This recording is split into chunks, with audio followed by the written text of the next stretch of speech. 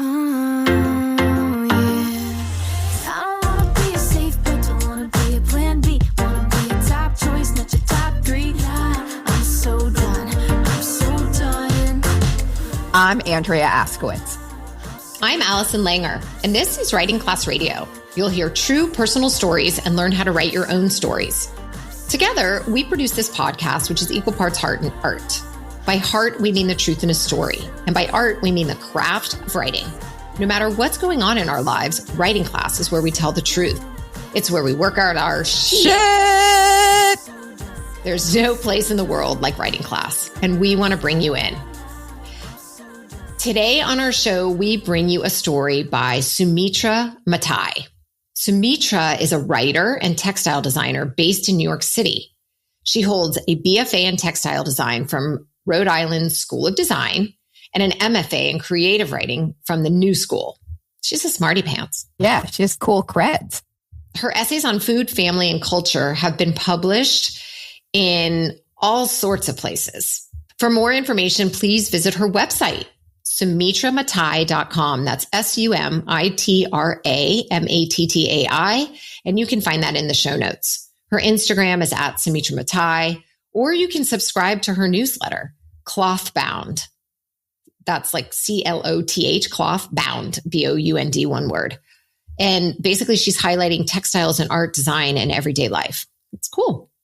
Her story called How to Start a New Job is a really interesting example how to change up structure, because it's literally a list. But in that list, you will see it's so much more than just a list. Back with Sumitra Matai's story after the break. We're back. This is Allison Langer, and you're listening to Writing Class Radio. Up next is Sumitra Matai reading her story, How to Start a New Job.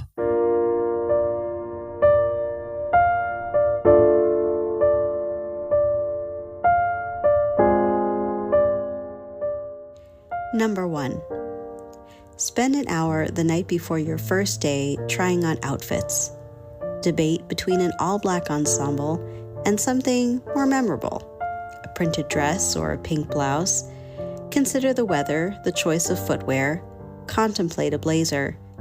Decide on a patterned skirt and a button-down. Search your jewelry box for a talisman of some kind. The silver cuff you bought on a trip to India, the vintage necklace from your older sister.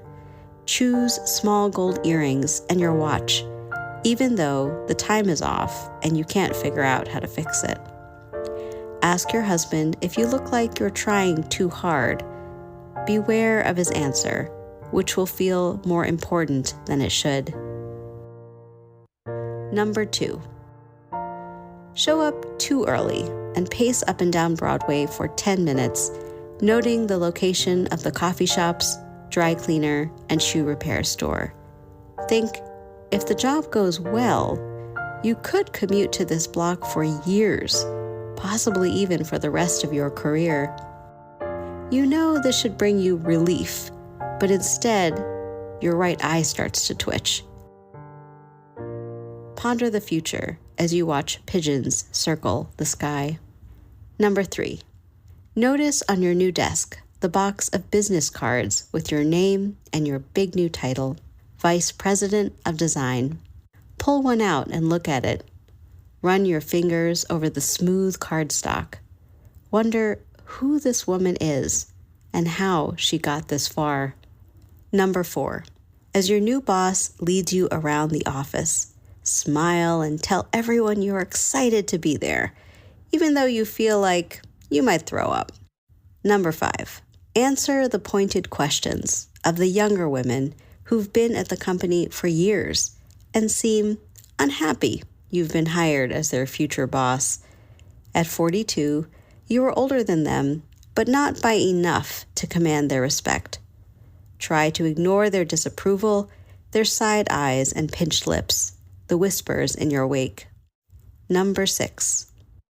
Realize you may be the only South Asian person in the office, possibly in the whole company. It has been this way from kindergarten to grade school, high school, college, and every workplace in your career. Do not bother fighting the discomfort, which by now is second nature, steeped into your personality.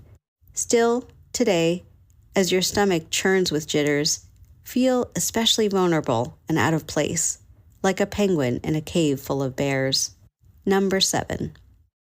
When your new boss asks you to lunch, say yes. Sit by the window at the Italian restaurant across the street and order a salad that turns out to be much smaller than you expected. Ask him questions about his life and his background. Hide your smile when he starts to gossip, telling you tales out of school, as he calls them. As you learn about the highs and lows of his decades-long career, wonder what it took for him to keep showing up. Remember, you were supposed to replace him when he retires, and even though you took the job, it still feels like a dubious plan.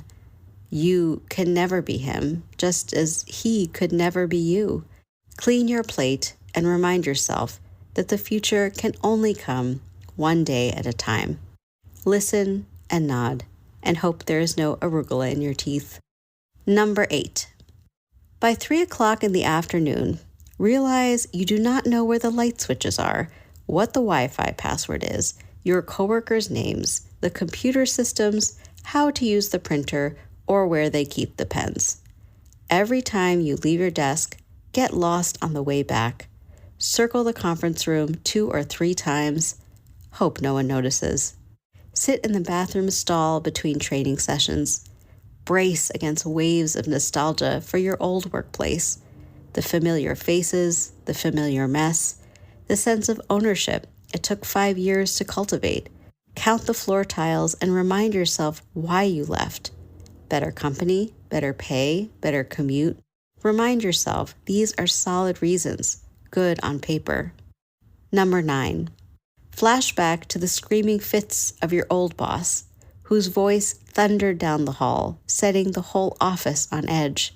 Remember how you learned to work around his manic highs, sullen lows, and periodic fury, adapting just as you did to your father's unpredictable moods. Remember the disappointment in his voice on the day you resigned. How could you do this to me?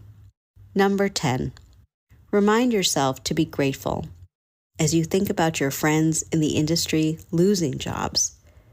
Wonder why logic doesn't prevent the urge to cry. Number 11. At 5:30 p.m., take 2 Motrin because your head is throbbing. On the subway, scroll through text messages you missed throughout the day from your husband, your mother, former coworkers, and old friends, wishing you well on your first day. Send them heart and prayer hand emojis. Do not send them the one where the yellow head is split open, brain on fire, mouth agape, eyes hollow pits of shock. Number 12. When you get home from work, pour yourself a glass of Pinot Noir. Change out of your first day outfit into sweatpants and a moth-eaten shirt. When your son, a curly-haired second grader, asks you if you've made any new friends at your job, shrug and say, maybe. Don't tell him how difficult adult relationships are, as impossible to maintain as they are to forge. Don't tell him the truth. Number 13. After your kids are asleep, stare at yourself in the bathroom mirror. Say the things that you need to keep believing. I am talented. I am strong. I am capable. Envision walking into work tomorrow morning and the next day and the day after that. Put your broken watch in your jewelry box and tell yourself it will all make sense in time. It has to.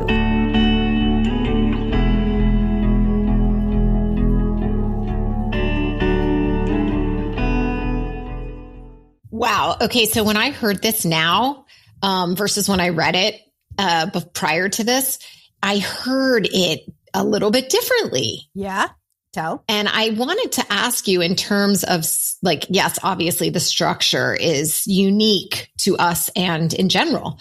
The situation in the story is so clear right now. What is it? Well, you've got the situation, woman starting new job, but there's so much insecurity laced through it. I feel like that's what the story's about. And what about it? So, right. She shows us her angst. It's like all of it. She even gave us like, I heard she gave us like this history, like this mean dad history that I know that totally came out this time for me too. Yeah. But what is she learning and how is she changing? Like in that way, like how would you describe the story? Yeah. I don't know if there's a big change. I think she's got this job and she's showing us a pattern of insecurity and basically and everything. Like it's getting ready for the job, being at the job, her success at the job, her experience at the job. And she says she has it, but she doesn't feel it. So I hate the word imposter syndrome, but that's what this whole thing feels like. She just doesn't know how she got here. She just doesn't know why, she's being lined up to take this guy's job. She feels dubious, like the whole thing, being South Asian. Like it's so much about every single line is almost about insecurity. 1, 2, 3, 4, 5, 6. I think I figured it out. It's about, this is how I am going to overcome my insecurity one day at a time. I don't see it overcoming it. I think dealing with it. Or maybe, right. This is just how she's going to deal with it. Wasn't there a line in there about the future can only come one day at a time? Yeah. So that's it. This is just like step. And oh my God. And these are all the steps. It's like step 1, step 2. Very cool. Yeah. It's super cool. Do you want to start at the top? Oh, go ahead. All right. I'm just excited by the details. I was so into it. We learn so much about this narrator through this process of her first day at work. And I thought we learned that she's insecure about her husband, like his comment to her, his comment is more important than it should be. It's like she's got this career and she's like, is this what I'm going to do for the rest of my life? Like kind of attitude. I know. Like even if she's there forever, she's not sure. That's good. I know. And then she tells us her job, VP of design, because I always want to know that. And then she feels like she's going to throw up.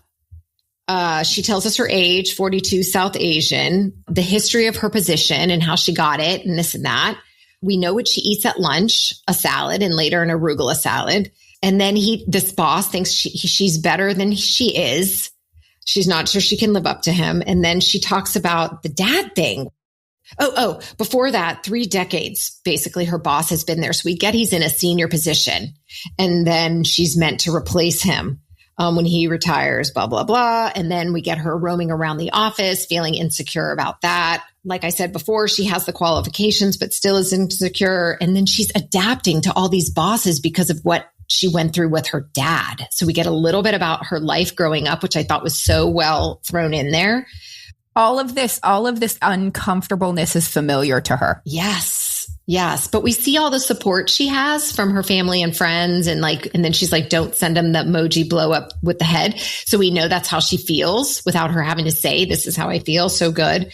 And then looking in the bathroom mirror and even the part about her son, like she's kind of like down on making friends. And I don't know. It sounds like she's always felt like an outsider in some way, either in her success or her color or her age. I mean, it's just, it's very, very, very well done. I loved it. So cool. I love it so much. And I love her. I am so excited by this story. It's so different. Every single thing that you mentioned, I was like, like that's what I was doing. I was like, God, the details are so clear.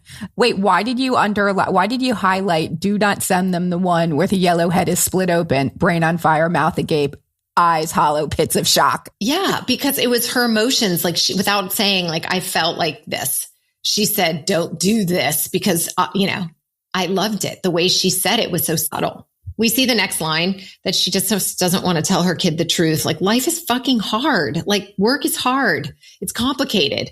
Just keep being positive. She doesn't want to, doesn't want to soil his brain or his thoughts on work and career and life. And so there's one thing I wanted to say, which was when the narrator was talking to the son, I thought that served as like, she just doesn't want to tell the son like how hard life is.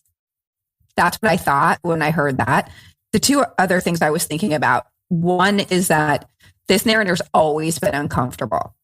And so that gets back to like what you were saying, the stories about like figuring out or just dealing with the uncomfort day by day.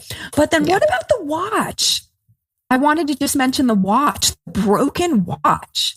So she puts on a broken watch, and then at the very end, she makes this very subtle comment about time. Like, this'll all, let me see, what did she say? It will all make sense in time. It has to. And I just felt like that was very subtle and I think deliberate and just freaking awesome. I loved it. Yeah. Very, very subtle. I don't know if she meant to do that, but a watch isn't making sense because it's broken. So maybe she feels like a little bit, she's a broken watch, a metaphor of that. I mean, it's not set up like that. It's just thrown in there. So I wouldn't say this essay is a metaphor, but it's, that's a little nugget that she dropped in and then brought back up at the end, and you related to it because you heard the watch and time. So maybe it was deliberate, maybe it wasn't. So that's what's so cool. Like, maybe it was deliberate, or maybe it was just like her artist brain working for her. But still, I think it's really artful, but not like overly trying to be arty. I love the story.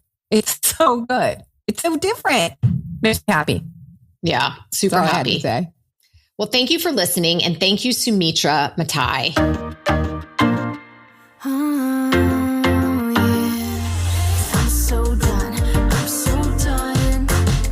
Writing Class Radio is hosted by me, Allison Langer. And me, Andrea Askowitz. Audio production is by Matt Cundill, Evan Surminski, Chloe Emond-Lane, and Aiden Glassey at the Sound Off Media Company. Theme music is by Justina Shandler. Check out all the classes we offer on our website. Join the community that comes together for instruction and excuse to write and the support from other writers. To learn more, either go to our website or join on patreon.com/writingclassradio. A new episode will drop every other Wednesday. There's no better way to understand ourselves and each other than by writing and sharing our stories. Everyone has a story. What's yours? Produced and distributed by the Sound Off Media Company.